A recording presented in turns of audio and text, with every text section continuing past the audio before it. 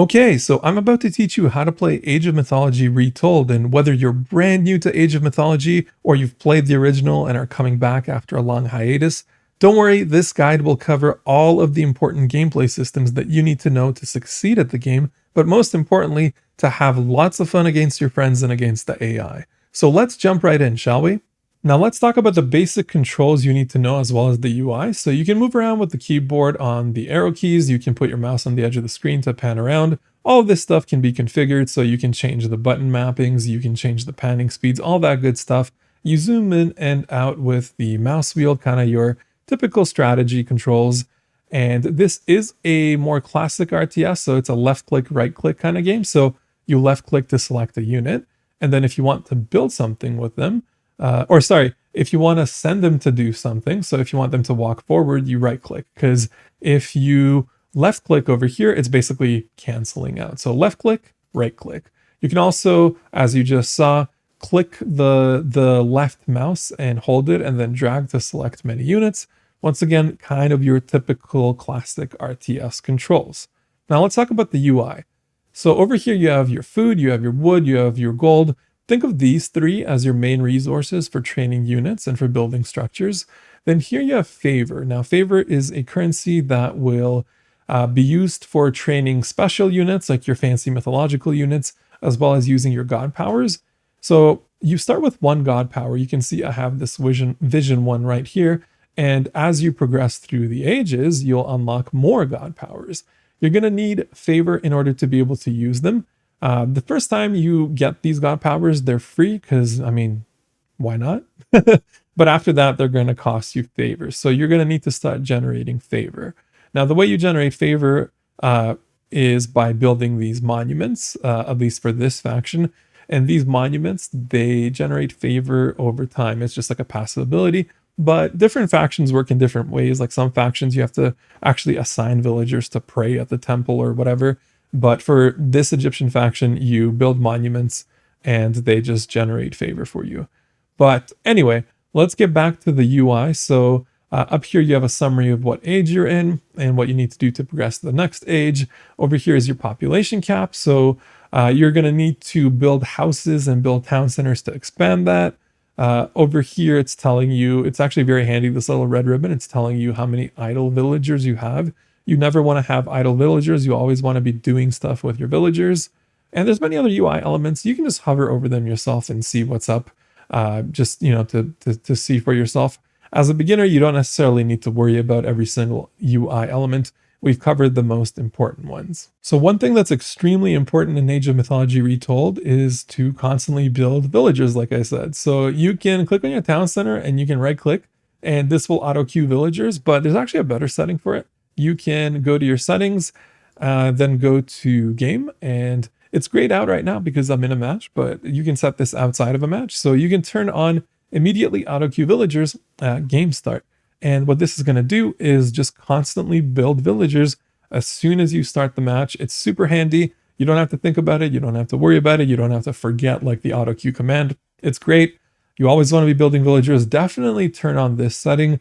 I understand why it's off by default because, you know, when you're just like learning a game and there's a lot of things to click, you might be wondering like, why am I building this automatically? Why is it eating up my resources? But you'll do better with this on than off, especially after watching this video. So definitely turn this setting on. Now then, since we talked about controls and we talked about the UI and the resources, let's actually talk about how to gather those resources. So you left click on your villager and you can tell them to go gather a resource like this deer or this tree or this gold. But if you do that, they're going to mine that gold, they're going to hunt that deer, they're going to chop that tree, and then they're going to carry that resource back to your hometown, your town center, your base. And that's not a big distance to this tree, right? But as you expand, the distances will become greater and greater. And imagine if you have, let's say, this gold here, and you have to carry it all the way back to your home base. That's just going to make your resource gathering completely inefficient. So when it comes to gathering resources, what you actually want to do is select your villager and gather a resource, or what am I saying? Build a resource hub. So let's build a hub for these deer. So we can build a granary. And the way we do that is pretty simple. I'll just unpause the game. we can just build a granary here. And now every time somebody kind of hunts these deer in this area, they'll just take the food why can't I speak, to this location, this granary. It's a storage facility. Now the same logic applies for wood and for gold. So I'll take this villager and I'll select a lumber camp, and let me unpause. I'll build a lumber camp here. I'll select this villager. I'll build a mining camp here. So as soon as they build this, and as soon as we assign them to take these resources, they will be stored in these facilities. It's super important that you do this.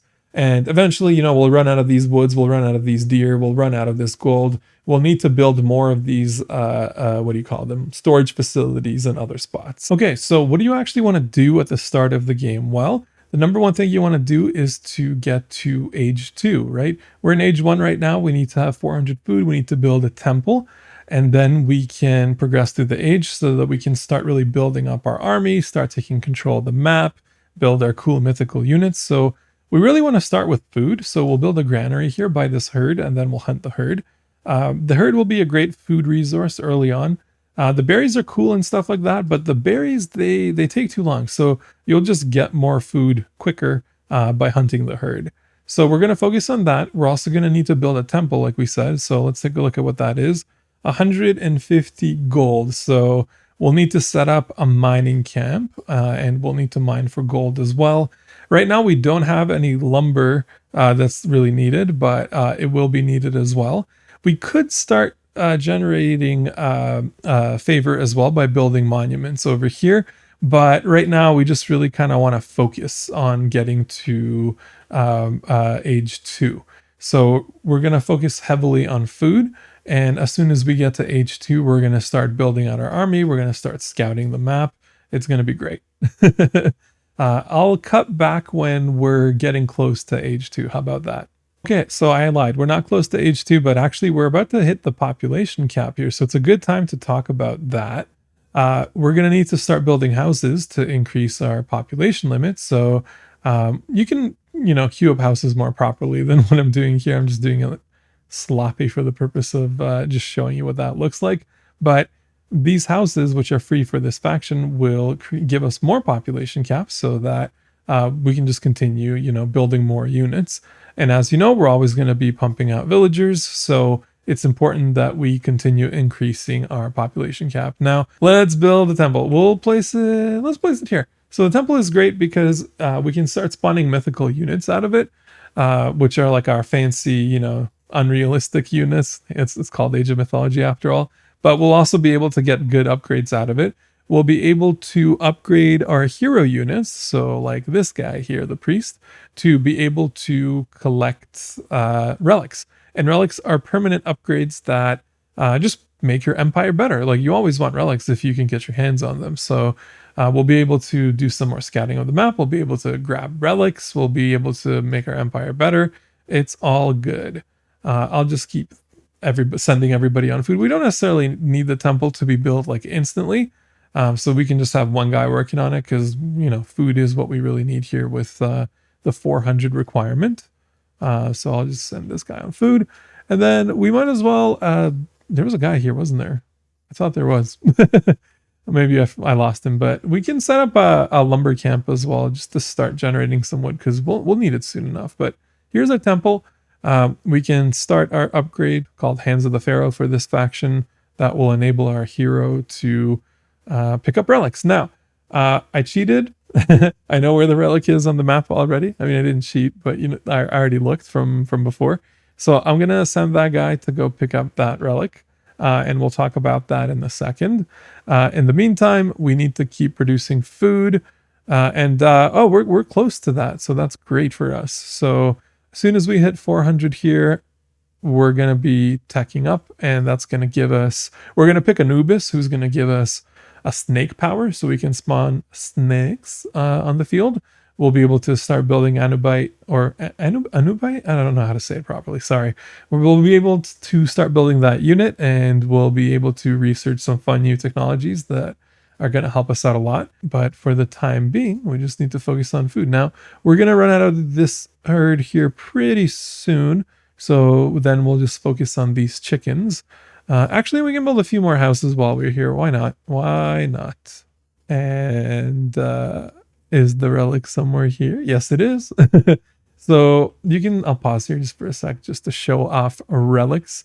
So you can see the relic looks like this on the in the actual game world. And let me actually unpause and move a little bit beside so you can see it on the mini map. It's maybe hard to see, but it's like a small little house almost. And you can just tell your guy to go pick it up. He'll pick it up. And then you want to bring it back to the temple. And the relic that we picked up is the tusk of the iron boar, which makes our cavalry better. So when we build our cavalry units, they'll be better, which is great. Now, these villagers have nothing to do because we've exhausted all of the deer. So let's focus on the chickens over here. Why not? We'll send more units over there for gold production because we'll need it. But we're actually ready to enter the second age now. So we'll do that in just a sec. First, let me send all these units to focus on the chickens. Actually, we'll just put one over here on the wood and another one on the wood because why not? But let's get into the second age here. So we'll select our god Anubis. And getting into the second age is not instantaneous, as you can see. So after this villager is finished being generated, being created, being born, we'll start the countdown into the second age. All right, so we just hit age 2, and as you can see, we have the 2 up here. We were granted some free military units here by the temple. That's basically the game telling us like, hey, it's on. And now at the temple, we can start training our Anubite unit that you might remember. We earned that by teching up to age 2. So we can also build some other upgrades like the Necropolis, which will enable us to generate favor faster. And then speaking of favor, we haven't started generating any favor. So what we'll do here is we'll grab a worker and we'll start building monuments. And for this faction, the monuments generate favor automatically, so it's just like a passive ability. You shouldn't really like jerk around your workers like this. I'm just showing you for the purposes of illustrating like what that looks like. And you might have noticed we've already ran out of chickens because we put so many people on food. So here's where things get pretty interesting. So let's talk about food in just a second, but first let's talk about what we need to do to get to age 3. So we've got a bunch of food, a bunch of gold, and we have to build an armory or a market. Now here for these guys, the armory and the market are going to be free, which is lovely.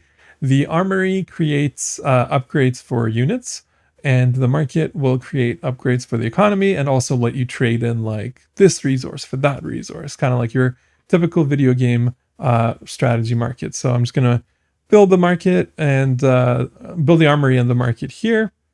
And we'll just let them do that. And we can also build the barracks now. So we can finally start building our army with some basic units. So where do we want to place the barracks? Yeah, we'll just put them here. Why not? And then we have a bunch of these guys. What are they going to do? So we need to start making food.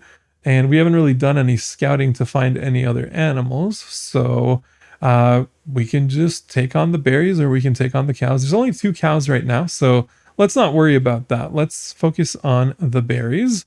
And then once we exhaust the berries, maybe we'll have discovered some more cows. So now that we're getting into the kind of more combat-oriented part of the game, we still want to obviously build everything. We still want to tech up. We still want to research stuff. But now's a good time to start scouting as well. So in terms of scouting, you can just grab any unit you really want. Any unit like you feel okay enough about losing, and you can just send them all over the map. And sometimes if there's not much to do, you can just start scouting even earlier if you want. You don't have to wait until age 2. But the easiest way to scout around is hold shift and then right click to where you want your units to go. So your units will follow your clicks in that path. And generally you want to scout towards the middle of the map and then kind of fan out. Sort of like this. I didn't do that with the first one, but that's okay. That's why we're sending out multiple scouts. Now, your scout might run into enemy scouts and they might get into fights. That's okay. This is the part of the game now where if you're playing against like a medium level opponent or like a friend, you can start expecting to see some fighting happening. Let's build this necropolis, by the way, because as we build that, it's going to make the monuments better, which is going to give us more favor, which is going to let us train more mythical units and let us use our god powers more often, which is what we want. And we'll just keep generating more resources everywhere. Now, one thing that's going to happen, by the way, naturally, so is that a cow? Am I blind? No, that's not a cow. Eventually, you'll run into cows in the wilderness, which we haven't done that yet, but you will, I promise. And then you can click on your town center and click send livestock to this location, and all of the wild cows that you come across will come back to base, which is handy because then you can use them for resources. Here we have like an enemy scout trying to like attack us. We don't really care much about that. We're just going to send the units that we have on him. We don't really care about that scout. But now we have the barracks here. We have the market here. We have the armory here. We can start building upgrades. So you don't necessarily have to rush towards Tech 3. You can just take your time a little bit to build some upgrades. Like, do you want to invest in some like shields? Do you want to invest in some stronger axes or stronger spears or slings, that kind of thing? Do you want to just focus on building mythical units for the time being from the favor that you can generate? There's a lot of options to consider, but generally what you want to be doing at this point is kind of setting up for expansion and map control. So you see this thingy here? We also have it in the back of our base over here. It's a settlement that we can build a town center over. So let's grab a worker. How much do we need for the town center? We need a lot more gold. So I'll just put that person on gold, and then these guys can go build a town center. So the town center will act like our home-based town center, where it will just continuously pump out villagers. It'll also help us out a lot with the population cap. And so as we kind of expand into that, we're taking more control over the map, which is why building an army is important, which we haven't really done yet. So I'm just going to start building units, but we want to build these units so that we can control the map and keep our guys safe on the map, basically. I should have built everything so close. Now it's super crowded. Sorry about that. That's on me. We'll send these guys to do more gold stuff. We'll send these guys to do more food stuff. We just want to keep building our resources so that we can keep building our army. And I'm going to ignore like the military upgrades just for the purpose of the tutorial. I just want to get to age 3 so I can show you guys, and then we can move on from there. So settlement here is getting close. That's great. These guys are done with the food. So we'll need to figure out something else for food. Well, now we saw that herd over here somewhere, right? So if we want to be a little risky, we can build a granary here, but we should, what do you call it? We should bring our army over there to help support those guys in case they get attacked. We can also get those berries over here. We'll naturally just like take over this half of the map. This is a very simple symmetrical 1v1 map. So it's kind of simple to play and think about. And at this stage in the game, you really just want to be making sure that you can survive any fighting, because at this stage of the game, maybe the real enemy, like the medium enemy or like your friend that's also your enemy, is coming out here specifically to mess with you, you know, that kind of thing. So we built this settlement here. These guys have already started grabbing wood because that's just what they saw after they built it. But actually, we can start mining this gold over here. Why not? Let's do that instead. And let's keep building more stuff, more units. So we'll build some slingers as well. We want to have a good unit variety. We'll talk more about combat later. We'll get into that.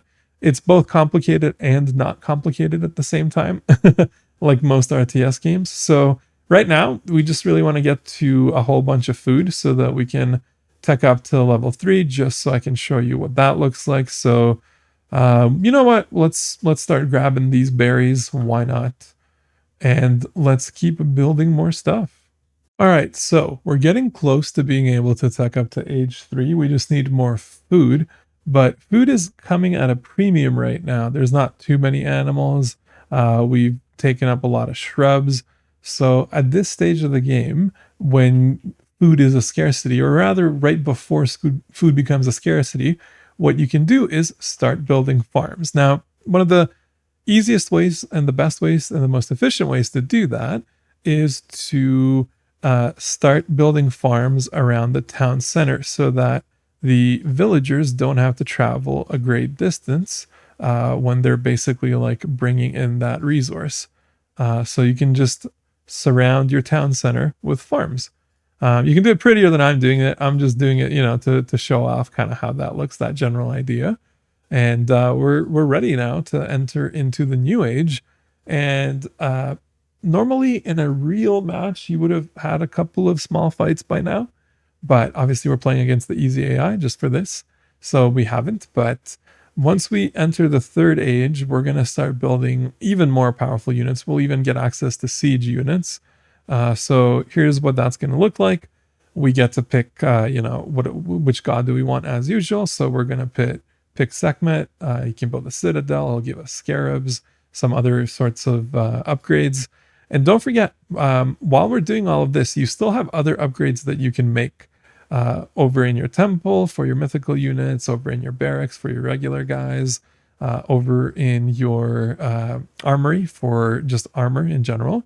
Now, as we get into age 3, we start getting the Caravan ability. And the Caravan ability is super good and super important because we're going to start running out of gold on the map, right? So I think we have gold here. We have some gold here, but we're going to run out of gold eventually. And the Caravan is going to give us gold itself. So when you build this unit, which we'll be able to build in just a second, you want to tell it to go to one of your base expansions. So the Caravan is going to go from here to, let's say, here. And it's essentially going to do gold trading for yourself. So it's kind of like a weird concept to think about, like you're trading for yourself, because like your expansion is still your empire, but like because it's an expansion, you're doing trade. So you build these caravans and they start producing gold for you, so that as you run out of gold on the map, it's not such a big deal. And of course, you can increase their speed as you age up into age 4. And now that we're in age 3, we can build more mythical units. We can do further upgrades over to our regular units. And finally, we can build the more defensive structures, but we can also build the siege works, which will generate catapults for us.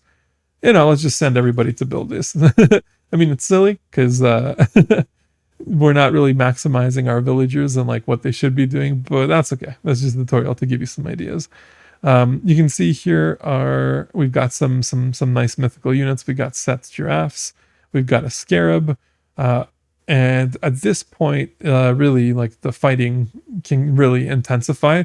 Of course, there is more teching up you can do. So to get to age 4, we need to build a stronghold and we need to have 1,000 of the resources. So we might as well just start building our stronghold.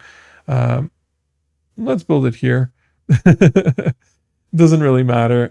We're not going to go through all of the ages for this tutorial, but right now I did want to talk briefly about combat. So the main thing you want to know is that there's lots of different types of units and lots of different types of attacks and armor. So if we take a look at this scarab, right, it's a myth unit and it says it's good versus humans and soldiers. So if we look at it, we know it's got this melee attack and it does hack damage, which is kind of like slashing. We got crush damage, but it's got some sub attributes that we also want to think about. So 2 times damage multiplier against myth units. So even though myth units are good against human soldiers and buildings, this particular scarab unit, it's got a multiplier against other myth units. So that's really good to know. It's also got multiplier against heroes, 0.5. So these are all good things to keep in mind. We got the giraffe here, which has a multiplier against buildings, which is nice. It's also got like a faster rate of fire, which is kind of fun to think about, a giraffe's rate of fire. But if we look over some other units, let's find Let's find these guys. So these guys are ranged soldiers, right? They're just like your regular slingers. They're gonna throw rocks. They're nothing special, but you can see here they've got pierce damage because they do arrow damage basically, even though they're throwing rocks. They've got multipliers against other ranged soldiers, which is really nice. And if we look at the unit's attributes up here, we can actually see what their armor is like. So what they're good at, how fast they are, all sorts of attributes like that. So when you're a beginner, you don't necessarily need to worry about all of those attributes so much. What you should worry about is having a diverse army. So you're gonna want to have these mythical creatures. You're gonna want to have like archers, like basic archers, like chariot archers. You're gonna want to have what do you call it? Catapults, things like that, or siege towers. You're gonna want to have basically something that is versatile. And the way that you're going to get a versatile army is just by building different types of units. So think of it like this. If you watch a movie like Troy, what do you see on the screen? Or if you read about historical battles, what images do you see? You usually see a bunch of archers, right? Like at the back or something of the line. They're getting ready to do some like artillery work. You usually see some cavalry in some fashion, whether it's camels or elephants, depending on what you're looking at. They're looking to lead the charge. You're usually seeing some kind of regular infantry, so that would be more along the lines of, oh, we're being attacked over here, but that doesn't matter. That would be more along the lines of like the slingers or even the Anubites, even though they're mythical. They're kind of like your hack and slash kind of guys. So just think about it in that regard. Think about how it should operate like that. And also remember the caravans. I totally forgot to actually send them to trade, which is really funny. But there you go. They're trading now. So they're generating money for us. It's okay. It's just a live demo, folks. So think about having a varied unit composition. And then here we actually have the ability to construct catapults and age early, because normally they're an age 4 situation. And you can see here we're also at the population cap. So we should definitely be building more houses, more settlements, that kind of thing. So you can see how things kind of get crazy, right? Like in just a matter of 20 minutes, less really, we've reached this stage where we're managing like a million different things. But all of this was possible because we built a million different villagers. So I think at this point, we can just go into enemy territory just so we can look at some combat. But at this point, you've learned how to play the game. So you've learned how to focus on resources at the start. You've learned that you should expand. You've learned how you can farm for food after you're out of just regular food. You've learned what you can do to start generating gold with the caravans after there's no more gold to be found on the map. And you've learned that there's different unit types. So I've put in the top comment or the video description, I don't know yet because I haven't done it, but I've put a note about which units are effective against which other units. But always keep in mind that that's not set in stone, because like we've already seen, for example, with the scarab over here, although by default it's good versus humans and buildings, we can also see that it has a damage multiplier against other mythical units, which is very handy to have. So, oh my gosh, what is happening? What is happening here? What was that? That was amazing. But folks, thank you so much for watching. I really appreciate it. So if you enjoyed this video and if you want to see more Age of Mythology's content, or Age of Mythology content, just let me know in the comments below. Let me know what you want to see. Let me know the things you want to learn about the game, and I can make those videos happen. And if you enjoyed this video, be sure to like and subscribe, and I'll see you next time.